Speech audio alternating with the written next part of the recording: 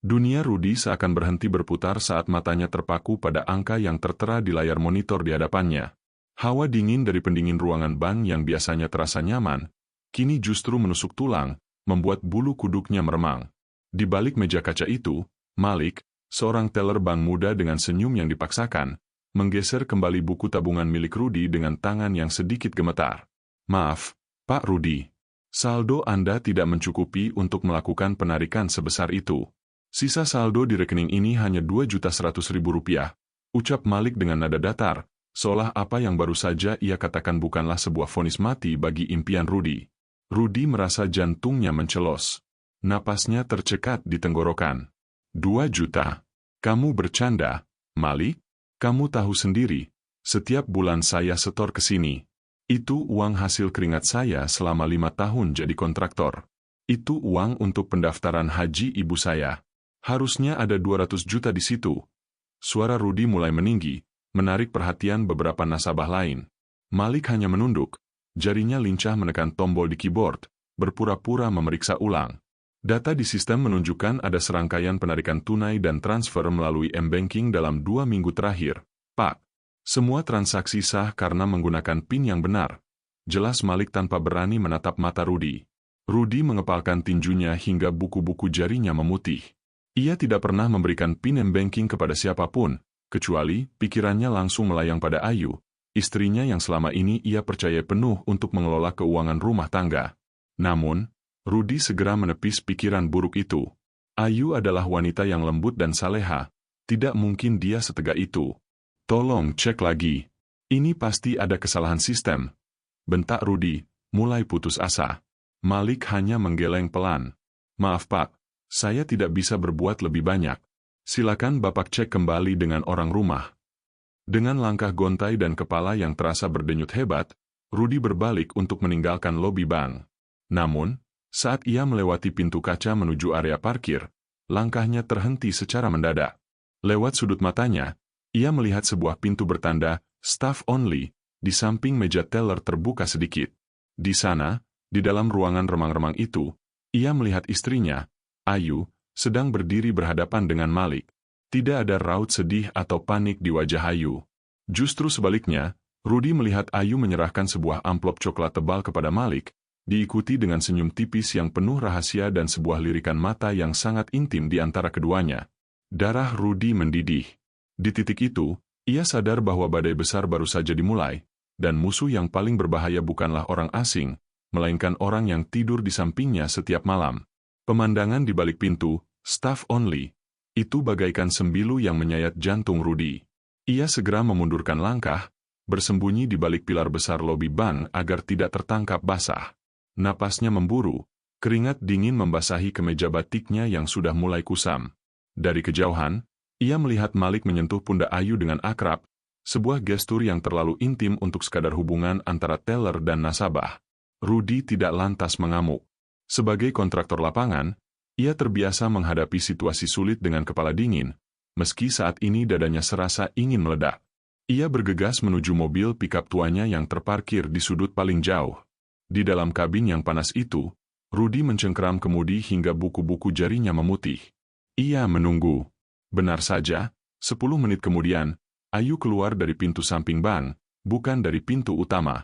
Ia masuk ke dalam sebuah mobil sedan mewah yang belum pernah Rudy lihat sebelumnya, lalu melaju pergi. "Begitu teganya kamu, Ayu? Uang itu untuk ibu, satu-satunya mimpi ibu yang ingin aku wujudkan," bisik Rudy dengan suara parau yang tertahan di tenggorokan.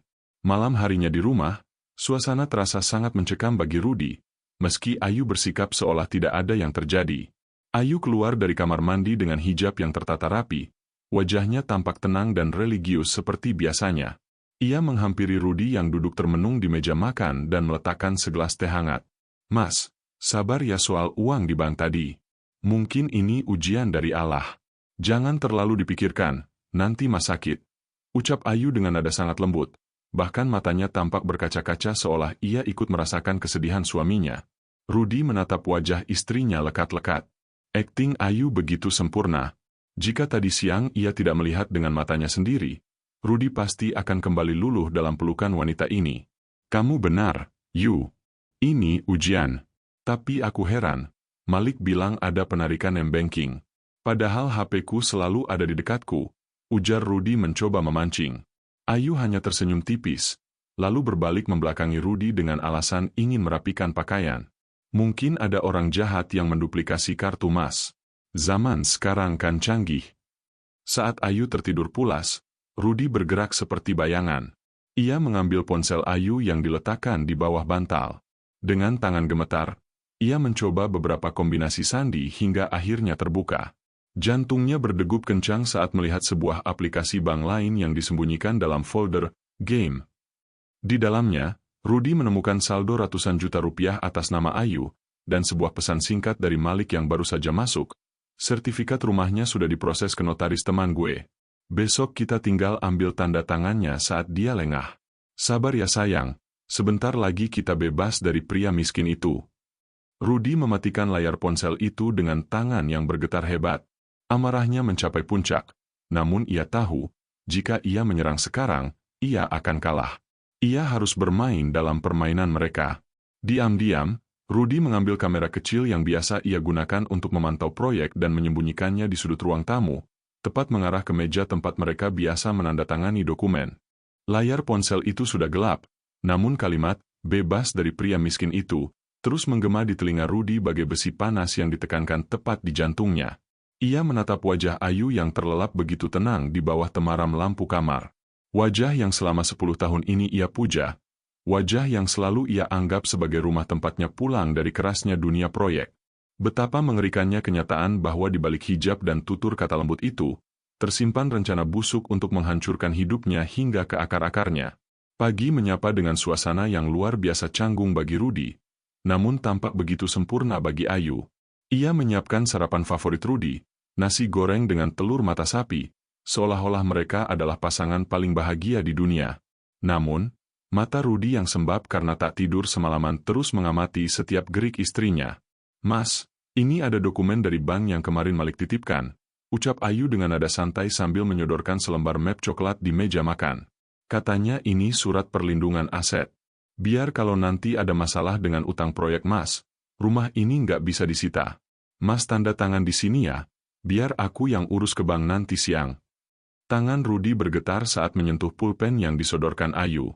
Ia tahu persis, ini bukan surat perlindungan, melainkan surat kuasa pengalihan sertifikat rumah atas nama Ayu secara mutlak. Di dalam kepalanya, Rudy ingin sekali berteriak dan melempar piring di depannya, namun ia menahan diri. Ia teringat kamera kecil yang tersembunyi di atas lemari es yang sedang merekam setiap detik sandiwara ini. Kamu yakin ini aman, Yu? Tanya Rudy, suaranya parau, memberikan kesan bahwa ia sedang sangat terpuruk dan tak berdaya. Ayu mengusap punggung tangan Rudy, sebuah sentuhan yang kini terasa seperti bisa ular bagi Rudy. Percaya sama aku, Mas. Aku melakukan ini demi masa depan kita, demi ibu juga. Rudy menarik napas panjang, lalu perlahan membubuhkan tanda tangan di atas meterai tersebut. Namun, Ayu tidak tahu bahwa pulpen yang digunakan Rudy adalah pulpen khusus dengan tinta yang akan hilang total dalam waktu 12 jam. Begitu tanda tangan itu selesai, mata Ayu berkilat penuh kemenangan yang tak mampu ia sembunyikan lagi. Hanya berselang menit setelah Rudy pamit berangkat ke proyek, ia memutar rekaman dari ponselnya yang terhubung ke kamera rumah. Di layar kecil itu, ia melihat Ayu langsung menelepon Malik dengan nada suara yang berubah total, centil dan penuh kemenangan. Malik, si bodoh, itu sudah tanda tangan. Jemput aku sekarang di tempat biasa. Kita bawa surat ini ke notaris sebelum dia sadar apa yang terjadi. Rudy mencengkeram kemudi mobilnya kuat-kuat. Air mata amarah menetes di pipinya. Kalian pikir aku bodoh? Silakan berpesta, karena saat kalian sadar, kalian sedang berjalan menuju jurang yang aku gali sendiri. Pesta kalian baru saja dimulai, tapi aku yang akan menuliskan kata penutupnya, gumam Rudy dengan suara yang bergetar menahan amarah. Ia memutar kunci kontak mobilnya, mengikuti mobil sedan mewah yang membawa istrinya dari kejauhan. Jaraknya dijaga ketat agar tak terdeteksi, namun matanya tak lepas dari bumper belakang mobil itu. Hatinya seperti disiram air raksa, panas, pedih, dan menghancurkan segala rasa percaya yang tersisa. Mobil itu berhenti di sebuah kafe remang-remang di pinggiran kota yang jauh dari jangkauan kenalan mereka. Rudy memarkirkan mobilnya di balik barisan pohon pelindung. Dengan topi yang ditarik rendah, ia menyelinap masuk dan mengambil posisi di sudut gelap, hanya terhalang sekat kayu dari meja tempat Ayu dan Malik duduk. Di sana, ia bisa mendengar setiap kata yang keluar dari mulut wanita yang telah menemaninya selama 10 tahun itu. Ini suratnya, Malik. Si bodoh, itu tanda tangan tanpa curiga sedikit pun. Ayu tertawa kecil, suara tawa yang belum pernah Rudy dengar sebelumnya, suara yang penuh dengan nada licik dan kepuasan. Ia melihat Ayu menyerahkan map coklat itu kepada Malik di bawah meja. Malik mengecup tangan Ayu dengan berani. Kamu hebat, Yu. 10 tahun pura-pura jadi istri saleha di depan kontraktor miskin itu pasti melelahkan, kan? Sangat melelahkan, sahut Ayu sambil membenarkan posisi hijabnya dengan gaya yang sangat angkuh. Setiap hari aku harus berakting sabar menemaninya makan di warteg, padahal aku ingin tas bermerek dan liburan mewah. Tapi semua itu terbayar sekarang. Begitu sertifikat ini cair, kita pergi ke Australia, kan? Rudy memejamkan mata rapat-rapat. Air mata jatuh tanpa bisa ia bendung lagi. 10 tahun. Seluruh pernikahannya ternyata hanyalah sebuah proyek penipuan jangka panjang. Ternyata Malik bukan sekadar masa lalu Ayu. Mereka tidak pernah benar-benar putus. Malik sengaja menempatkan Ayu di jalur hidup Rudy agar mereka bisa menguras harta Rudy setelah bisnis konstruksinya berkembang. Tentu saja, sayang. Uang haji ibunya juga sudah masuk ke rekening rahasiaku. Dia pikir uang itu masih ada di bank. Malik terkekeh, lalu mengeluarkan sebuah amplop kecil. Ini kartu identitas baru kita. Besok, setelah kita melegalkan surat ini di notaris teman gue, Rudy hanya akan punya baju yang melekat di badannya. Rudy meremas ponselnya hingga jemarinya sakit. Ia telah merekam seluruh percakapan itu. Namun, sebuah fakta lain terungkap saat Malik berbisik. Ingatkan, Yu? Kita sudah melakukan ini pada pengusaha sebelum Rudy. Dan pria bodoh ini adalah mangsa terbesar kita. Rudy terpaku. Ternyata ia bukan korban pertama. Ayu dan Malik adalah sindikat profesional yang bersembunyi di balik seragam bank dan hijab. Amarahnya kini berganti menjadi keberanian yang dingin. Rudy berdiri perlahan, meninggalkan kafe itu sebelum mereka menyadari keberadaannya. Di bawah lampu jalan yang remang, ia menelepon seseorang. Halo, Pak Hendra? Ini Rudy. Saya butuh bantuan tim audit dan detektif Anda sekarang. Saya punya semua buktinya. Suara Pak Hendra di seberang telepon memberikan sedikit ketenangan di tengah badai yang mengamuk di dada Rudy. Tenang, Ruth. Jangan gegabah. Biarkan mereka merasa sudah menang, karena disitulah letak kelemahan mereka, ucap Pak Hendra dengan nada bariton yang tegas.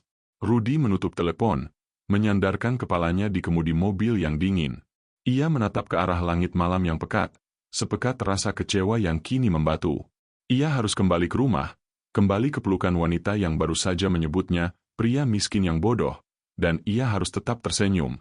Saat Rudy melangkah masuk ruang tamu, aroma parfum yang tidak biasa langsung menyapa penciumannya, bukan parfum melati yang biasa Ayu gunakan, melainkan aroma kopi dan rokok mahal yang tertinggal di pakaian istrinya setelah dari kafe tadi.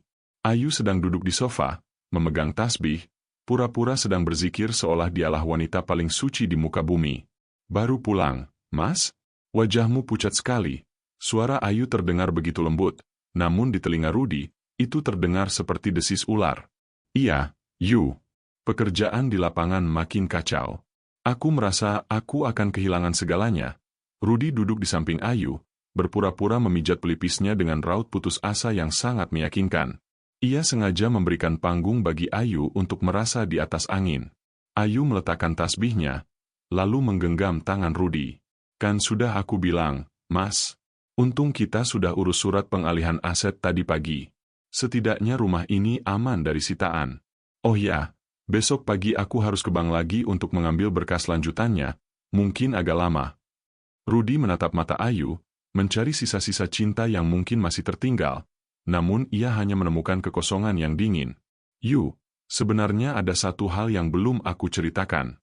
Aku punya simpanan emas batangan 500 gram di brankas kecil di gudang belakang kantor proyek. Itu cadangan terakhir untuk Ibu Haji. Aku khawatir kalau bank melacaknya. Mata Ayu seketika berkilat. Rudy menangkap sinyal keserakahan itu dengan jelas. Emas, Mas? Kenapa nggak bilang dari dulu? Sini, Biar aku simpan di safe deposit box bank besok pagi. Bahaya kalau disimpan di gudang. Rudy mengangguk lemah, memberikan kunci gudang palsu kepada Ayu. Tolong ya, Yu. Hanya kamu yang aku punya sekarang. Setelah Ayu masuk ke kamar dengan terburu-buru, mungkin untuk mengirim pesan pada Malik, Rudy berdiri di depan foto ibunya yang terpasang di dinding. Air matanya jatuh. Ibu, maafkan Rudy. Uang itu akan kembali, dan orang yang mengkhianatimu akan membayar harganya. Di bawah cahaya lampu yang redup, Rudy mengeluarkan laptopnya. Ia mulai memantau sistem GPS yang diam-diam ia pasang di mobil sedan mewah yang dikendarai Ayu tadi siang. Umpan telah disebar, dan predator itu sedang bersiap untuk menerjang jebakan mautnya sendiri. Titik merah di layar ponsel Rudy bergerak perlahan, meninggalkan area perumahan menuju sebuah kawasan industri yang sunyi di pinggiran kota. Di sampingnya, ranjang yang biasanya diisi oleh kehangatan tubuh Ayu kini terasa dingin dan kosong. Ayu mengira suaminya telah terlelap dalam pengaruh obat tidur yang diam-diam ia campurkan ke dalam teh hangat tadi malam. Namun, ia tidak tahu bahwa Rudy telah membuang teh itu ke wastafel dan menggantinya dengan air putih biasa. Dengan mata yang pedih dan hati yang hancur, Rudy terus memantau pergerakan sang istri melalui GPS yang tertanam di bawah jok mobil sedan itu. Di sebuah gudang tua yang remang, Ayu turun dari mobil dengan terburu-buru. Tak lama kemudian, sebuah motor sport berhenti di sampingnya. Malik melepas helmnya, wajahnya tampak penuh kegembiraan yang liar. "Kamu bawa kuncinya, Yu?" tanya Malik sambil memeluk pinggang Ayu dengan posesif. "Bawa, sayang." Si bodoh itu menyerahkannya begitu saja. "Dia pikir aku akan menyelamatkan hartanya," jawab Ayu sambil tertawa renyah, tawa yang menusuk gendang telinga Rudy melalui alat penyadap yang ia pasang. 500 gram emas, Malik. Itu lebih dari cukup untuk modal kita hidup mewah di luar negeri. Kita tidak perlu lagi menunggu proses sertifikat rumah yang tintanya mulai memudar itu. Rudy, yang memantau dari dalam mobilnya yang terparkir 100 meter dari lokasi, mencengkeram ponselnya erat hari. "Tinta yang memudar," gumam Rudy. Ternyata Ayu sudah menyadari ada yang aneh dengan tanda tangannya kemarin, namun keserakahannya akan emas batangan membuatnya buta. Di dalam gudang, Ayu dan Malik bergegas menuju sebuah peti besi besar di sudut ruangan. Dengan tangan gemetar karena nafsu serakah, Malik memasukkan kunci pemberian Rudy. Klik. Pintu besi berat itu terbuka perlahan. Namun, alih-alih kilauan logam mulia yang mereka temukan, mata mereka justru bertumpu pada sebuah tablet digital yang menyala terang di dalam kotak kosong tersebut. Tiba-tiba, layar tablet itu menampilkan wajah Rudy yang sedang menatap mereka dengan tatapan dingin dan kosong. Ayu dan Malik terlonjak mundur. Wajah mereka seketika pucat pasi. "Selamat malam, istriku tersayang." "Dan selamat malam, Malik." Suara Rudy terdengar menggema di seluruh ruangan gudang yang sepi melalui speaker yang terhubung. "Kalian mencari emas? Maaf, emas itu tidak pernah ada. Yang ada hanyalah bukti transfer ilegal, rekaman CCTV di kafe kemarin, dan data audit internal bank yang saat ini sedang diproses oleh rekan-rekan kepolisian." Di saat yang sama, suara sirine polisi meraung dari kejauhan, membelah kesunyian malam. Ayu jatuh terduduk di lantai gudang yang kotor, sementara Malik mencoba mencari jalan keluar namun pintu gudang telah terkunci otomatis dari sistem kendali jarak jauh milik Rudy. Di titik ini, mereka menyadari bahwa pria miskin yang mereka remehkan ternyata adalah arsitek dari kehancuran mereka sendiri. Raungan sirine itu bukan lagi sekadar suara di kejauhan. Ia adalah dentang lonceng kematian bagi kebebasan Ayu dan Malik. Cahaya biru dan merah berkelebat melalui celah-celah ventilasi gudang yang tinggi, menciptakan bayangan yang menari-nari di wajah mereka yang kini pucat pasi. Malik menendang pintu besi itu dengan kalap, namun sistem penguncian otomatis yang dipasang Rudy terlalu kokoh untuk ototnya yang gemetar. Di sudut ruangan, tablet digital itu masih menyala, menampilkan wajah Rudy yang tenang, sebuah ketenangan yang jauh lebih menakutkan daripada amarah yang meledak-ledak. Mas Rudy, tolong. Ini tidak seperti yang kamu lihat." "Aku dipaksa, Mas." Teriak Ayu histeris ke arah kamera tablet, mencoba memainkan kartu terakhirnya, sandiwara sebagai korban. Ia bersimpuh, air mata buayanya mulai membasahi hijab yang kini tampak miring dan berantakan. Dari pengeras suara, terdengar helaan napas berat Rudy. "Cukup, Ayu. Berhenti berakting. Aku sudah mendengar semuanya. Tentang Australia, tentang pria miskin yang bodoh, dan tentang pengusaha-pengusaha sebelum aku yang kalian hancurkan. Kamu bukan sedang menyelamatkan aset kita, kamu sedang merampok masa tua ibuku. Brak! Pintu gudang didobrak paksa dari luar. Sekelompok petugas kepolisian berseragam lengkap merangsek masuk dengan lampu senter yang menyilaukan. Malik mencoba bersembunyi di balik tumpukan kayu, namun petugas dengan sigap meringkusnya ke lantai. Wajah sombong sang teller bank itu kini mencium debu gudang yang kotor. Sementara itu, Ayu hanya bisa mematung saat borgol besi yang dingin melingkar di pergelangan tangannya. Di saat yang hampir bersamaan, di kantor pusat bank tempat Malik bekerja, suasana tidak kalah mencekam. Pak Hendra, bersama tim audit dan aparat, baru saja menyegel meja kerja nomor 4. Mereka menemukan tumpukan dokumen palsu dan sebuah perangkat lunak ilegal di komputer Malik yang digunakan untuk memanipulasi saldo nasabah tanpa meninggalkan jejak di sistem utama. Skandal ini jauh lebih besar dari sekadar pencurian uang Rudy. Ini adalah lubang hitam yang melibatkan jaringan orang dalam bank. Rudy melangkah keluar dari mobilnya, berdiri di balik garis polisi saat Ayu digiring keluar. Untuk pertama kalinya, mereka bertatapan langsung. Ayu mencoba meronta. "Mas, demi anak-anak, cabut laporannya. Aku hilaf, Mas." Rudy hanya menatapnya dengan tatapan kosong, seolah wanita di depannya adalah orang asing yang baru ia temui di jalan. Tidak ada benci, tidak ada cinta, yang tersisa hanyalah rasa hampa yang luar biasa. Anak-anak akan tahu bahwa ayah mereka adalah pria yang jujur, dan ibu mereka hanyalah sebuah kenangan pahit yang harus mereka lupakan. Rudy memalingkan wajah saat pintu mobil polisi ditutup dengan keras. Di kegelapan malam itu, ia menyadari bahwa meski uangnya mungkin bisa kembali, namun potongan jiwanya yang telah ia titipkan pada Ayu selama 10 tahun telah hilang selamanya. Suara pintu mobil polisi yang dibanting keras itu seolah menjadi titik penutup bagi sandiwara 10 tahun yang dijalani Rudy. Ia berdiri mematung di tengah kesunyian malam, memandangi debu yang berterbangan di bawah lampu jalan saat iring-iringan itu menjauh. Dunia yang ia bangun dengan peluh dan air mata kini rata dengan tanah. Namun, saat ia melangkah masuk rumahnya yang kini terasa asing, ia menyadari bahwa badai belum benar-benar berlalu. Pengkhianatan ini ternyata memiliki akar yang jauh lebih dalam dan menjalar lebih luas dari yang ia bayangkan. Baru saja matahari terbit, pintu rumah Rudy sudah digedor dengan kasar. Bukan polisi yang datang, melainkan ibu mertuanya dan kakak ipar Ayu. Tanpa salam, ibu mertuanya langsung menghambur masuk dan menudingkan telunjuk tepat di depan wajah Rudy.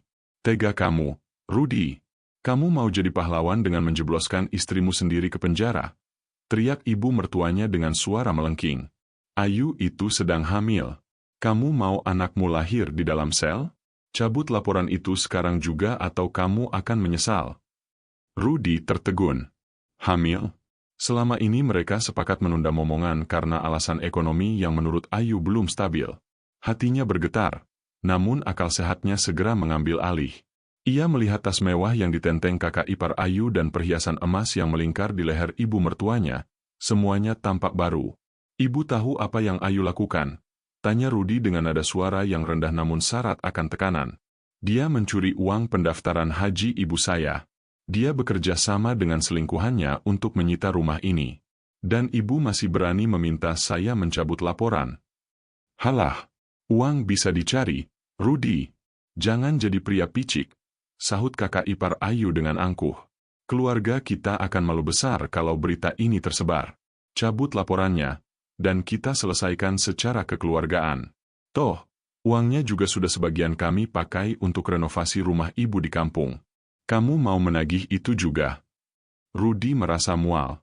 Ternyata, keluarga besar Ayu bukan hanya tahu, tapi mereka adalah benalu yang selama ini ikut berpesta di atas penderitaannya. Di tengah cacian itu, ponsel Rudy bergetar.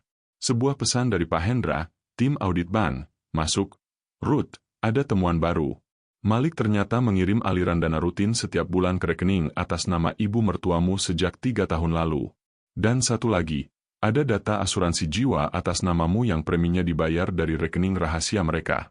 Penerima manfaatnya? Ayu dan Malik." Darah Rudy mendidih. Mereka tidak hanya ingin hartanya, mereka menunggu kematiannya. Rudy menatap ibu mertuanya yang masih terus memaki, lalu mengeluarkan ponselnya dan menyalakan speaker agar mereka mendengar rekaman suara Ayu di kafe kemarin. Seketika, ruang tamu itu menjadi senyap. Wajah-wajah yang tadi garang kini berubah menjadi penuh ketakutan saat mendengar Ayu menghina keluarga mereka sendiri sebagai alat untuk mengeruk uang Rudi. "Keluar dari rumah saya," ucap Rudi pelan namun mematikan. "Sebelum saya menyerahkan bukti aliran dana ke rekening ibu kepada polisi. Jangan pernah sebut nama anak saya lagi, karena saya tidak yakin apa yang dikandung Ayu adalah darah daging saya." Keheningan yang menyusul setelah kepergian keluarga Ayu terasa lebih menyesakan daripada makian mereka. Rudi berdiri di tengah ruang tamu yang kosong, menatap bayangannya sendiri di cermin yang retak. Di tangannya, dokumen asuransi jiwa itu terasa seberat timah. 5 miliar rupiah akan cair jika ia mati dalam kecelakaan kerja. Sekarang ia mengerti mengapa akhir-akhir ini rem mobilnya sering terasa blong dan perancah di proyeknya tiba-tiba longgar. Mereka tidak hanya merampok masa lalunya, mereka sedang menjadwalkan kematiannya. Dengan sisa kekuatan yang ada, Rudi melangkah menuju kantor polisi tempat Malik ditahan. Ia tidak butuh pengacara hari ini, ia hanya butuh melihat wajah pria yang mencoba menghapus eksistensinya. Di balik jeruji besi yang dingin, Malik tampak berantakan. Seragam banknya yang rapi telah berganti baju tahanan berwarna oranye. Wajahnya yang dulu licik kini kuyu dan penuh lebam akibat perselisihan dengan tahanan lain. "Mau apa lagi kau kesini? Mau pamer kemenangan?" desis Malik saat Rudi duduk di kursi besi di depannya. Rudi tidak terpancing. Ia menggeser selembar kertas hasil cetakan rekening koran ke arah Malik. 3 tahun, Malik. 3 tahun kamu mencicil kematianku lewat premi asuransi itu. Aku hanya ingin tanya satu hal. Apakah Ayu benar-benar tahu rencana pembunuhan ini?" Malik tertawa parau, sebuah tawa yang terdengar seperti gesekan amplas. "Kamu pikir Ayu itu malaikat yang tersesat? Dia yang mengusulkan asuransi itu, Rudi. Dia bilang dia tidak tahan lagi berpura-pura mencintaimu hanya demi uang receh dari proyek bangunanmu. Dia ingin hidup mewah denganku, dan kamu adalah satu-satunya penghalang yang harus disingkirkan." Jantung Rudi serasa berhenti berdetak. Pengakuan itu lebih tajam dari belati manapun. "Lalu, bagaimana dengan anak itu? Dia bilang dia hamil." Malik menyeringai, menunjukkan giginya yang kuning. "Hamil? Mungkin saja. Tapi kalau benar, anak itu adalah tiket kami untuk bebas.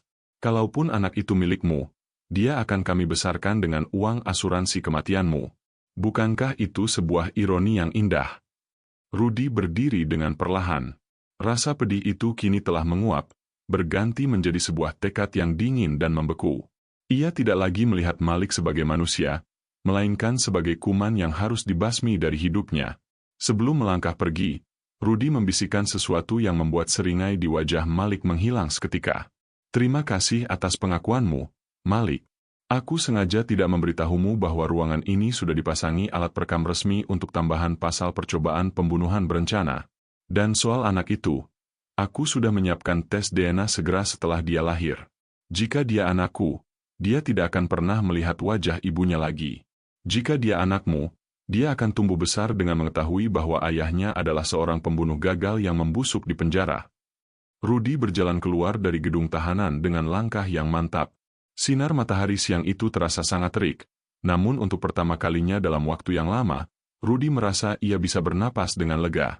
Langkah kaki Rudi bergema di koridor pengadilan yang dingin, sebuah suara yang menandai akhir dari perjalanan panjang penuh air mata dan pengkhianatan. 6 bulan telah berlalu sejak malam di gudang tua itu, namun luka di hatinya masih terasa nyata, meski kini ia telah belajar untuk berdamai dengan rasa sakitnya. Hari ini, palu hakim akan menentukan akhir dari nasib Ayu dan Malik, 2 orang yang pernah ia anggap sebagai masa depan, namun ternyata hanyalah duri dalam daging. Di dalam ruang sidang yang sesak, suasana terasa sangat mencekam. Ayu duduk di kursi terdakwa dengan wajah yang layu, tanpa riasan, dan terus menunduk menghindari tatapan kamera media. Di sampingnya, Malik tampak jauh lebih kurus dengan tatapan mata yang kosong. Semua bukti telah dipaparkan, rekaman suara di kafe, data audit bank, hingga dokumen asuransi jiwa yang menjadi bukti rencana pembunuhan berencana. Menyatakan terdakwa Malik terbukti secara sah dan meyakinkan bersalah melakukan tindak pidana perbankan dan percobaan pembunuhan berencana, menjatuhkan vonis 12 tahun penjara, suara hakim mengetuk palu dengan keras. Tok! Malik jatuh lemas. Namun, perhatian beralih saat hakim membacakan vonis untuk Ayu. Menyatakan terdakwa Ayu bersalah atas mufakat jahat dan penggelapan dalam jabatan, menjatuhkan vonis 7 tahun penjara. Saat itu juga, rahasia terakhir terbongkar. Tim medis pengadilan menyatakan bahwa klaim kehamilan Ayu hanyalah kebohongan demi mendapatkan simpati hakim. Rudy menarik napas panjang. Tidak ada sorak-sorai kemenangan di hatinya, hanya rasa lega yang luar biasa karena beban berat itu akhirnya terangkat. 1 bulan kemudian, Rudy berdiri di bandara. Di sampingnya, sang ibu mengenakan pakaian ihram dengan wajah yang bersinar penuh haru.